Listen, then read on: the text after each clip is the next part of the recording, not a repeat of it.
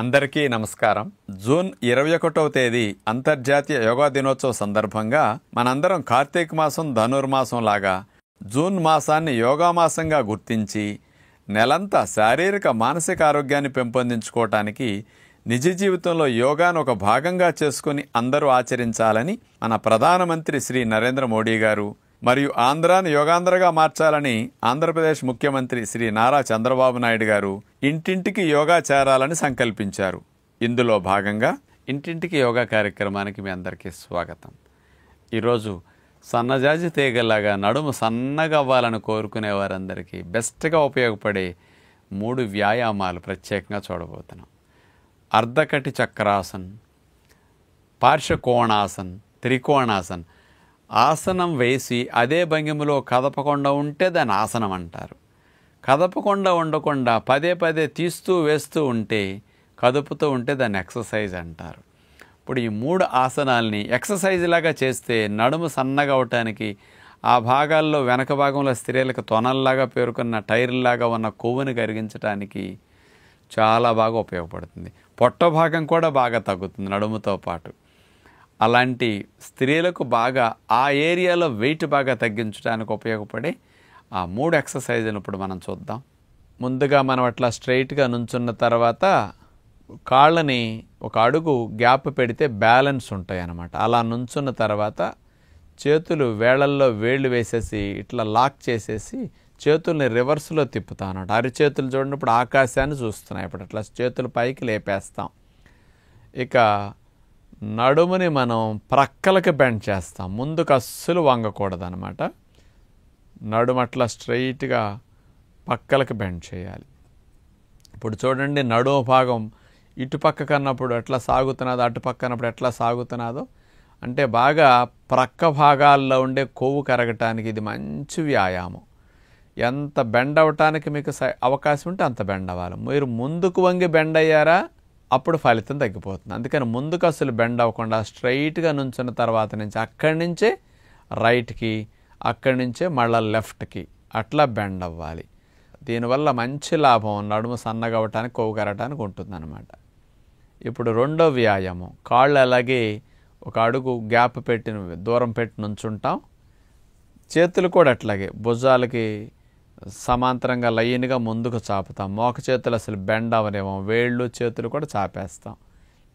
ఇప్పుడు చూడండి, left to right, right to left అట్లా శుభ్రంగా నడుమును ట్విస్ట్ చేస్తూ తిరుగుతాం అన్నమాట. ఒక స్ప్రింగ్ తిరిగినట్టే మనం అట్లా.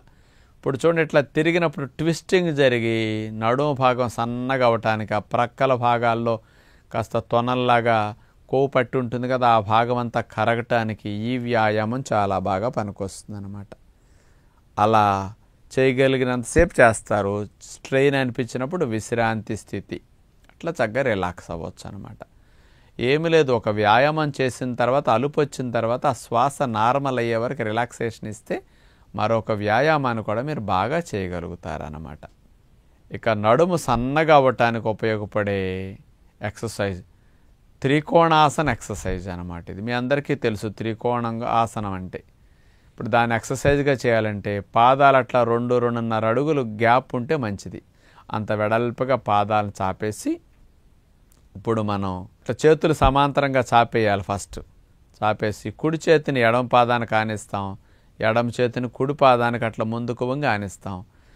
ఈ చెయ్యి ఇట్లా పాదం దగ్గర ఆనినప్పుడు ఆ చెయ్యి పైకి ఆకాశానికి అట్లా లెగుస్తుంది అనమాట. మీరు పైకి లేపిన చేతి వైపునే మెడని అట్లా తిప్పుతారు. ఇది చాలా మంచి ఎక్సర్సైజ్. మీ అందరికీ చిన్నప్పుడు స్కూల్ డేస్లో ఈ వ్యాయామం చేపించుంటారు, అందరికీ గుర్తు ఉంటుంది, అయితే మర్చిపోయాం మళ్ళా. ఇలా చేయటం ద్వారా ఎక్సర్సైజ్ లాగా త్రికోణాసనాన్ని నడుము బాగా తగ్గటానికి, సన్నగా అవ్వటానికి బాగా మంచిది. అసలు నడుము ఫ్లెక్సిబిలిటీ వస్తుంది. చేత ఈ 3 ఎక్సర్సైజులని బాగా ఒక్కొక్క రకం మొదలు పెట్టారంటే అది ఎన్నిసార్లు అయినా సరే, మీకు నొప్పి వచ్చి నా వల్ల కావట్లేదు, ఇక నేను చేయలేకపోతున్నాను అన్న వరకు చేసుకుంటూ వెళ్ళండి. రోజు రోజుకు 1-2 సార్లు 4 సార్లు పెరిగిపోతూ ఉంటాయి.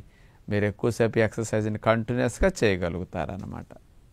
మీకు పొట్ట తగ్గాలన్నా, నడుము తగ్గాలన్నా మీరు కార్బోహైడ్రేట్స్ని మీరు తినే ఆహారంలో మోతాదు తగ్గించి తినగలిగితే చక్కగా ఫ్యాట్ లాస్, వెయిట్ లాస్ స్పీడ్గా జరుగుతుంది. అంటే మీరు అన్నం మానేసి అన్నం ప్లేస్లో 2 పుల్కాలు కానీ, మిలెట్స్తో చేసిన పుల్కాలు, మల్టీగ్రెయిన్ పుల్కాలు కానీ అట్లా పెట్టుకోండి. చప్పగా వండుకుని కర్రీస్ కడుపు నిండా 1/2 కేజీ, 3/4 కేజీ కూరలు పెట్టుకుని అట్లా తినేసేసేయండి. అందుకని కార్బోహైడ్రేట్స్ ఎంత తగ్గిస్తే కొవ్వు అంత తగ్గుతుంది. మీరు కొవ్వు కరగాలని నేను నూనె తింటలేదు కదా, నెయ్యి తింటలేదు కదా అనుకుంటారు.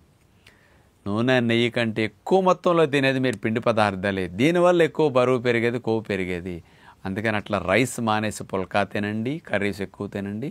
సాయంకాలం పూట పెందలకడే డిన్నర్ని ఓన్లీ ఫ్రూట్ డిన్నర్గా మీరు అడ్జస్ట్ అయ్యి తినగలిగితే ఫ్యాట్ లాస్, వెయిట్ లాస్ స్పీడ్గా ఉంటుంది. 3-4 రకాల ఫ్రూట్స్, జామకాయ, రేక్కాయలు, బొప్పాయి, కర్బూజా, పుచ్చకాయ, దానిమ్మ, కమల ఇలాంటి ఫ్రూట్స్ని పెట్టుకుని పెందలకాడే బిఫోర్ 6:37 లోపు మీరు డిన్నర్ ఫ్రూట్స్ తిని ముగించేసేయండి. 9 మీరు తిన్న ఆహారం 8:30 అరిగిపోతుంది. ఈ ఆహారం ద్వారా వచ్చిన శక్తి అప్పటికి అయిపోతుంది. రాత్రి 9-10 గంటల నుంచి రేపు ఉదయం మళ్ళీ 8-9 వరకు బ్రేక్ఫాస్ట్ వరకు మీ శరీరం నిద్రలో పోషించుకోవడానికి కావాల్సిన శక్తి, మరి లేచిన తర్వాత మళ్ళీ బ్రేక్ఫాస్ట్ తినే వరకు కావాల్సిన శక్తిని నిలవన్న కొవ్వు నుంచి కరిగిస్తుంది అనమాట. ఎవరికి ఎక్సెస్ ఎక్కడ ఎక్కువ ఉందో అక్కడి నుంచే ఫస్ట్ కొవ్వు కరగటం స్టార్ట్ అవుతుంది.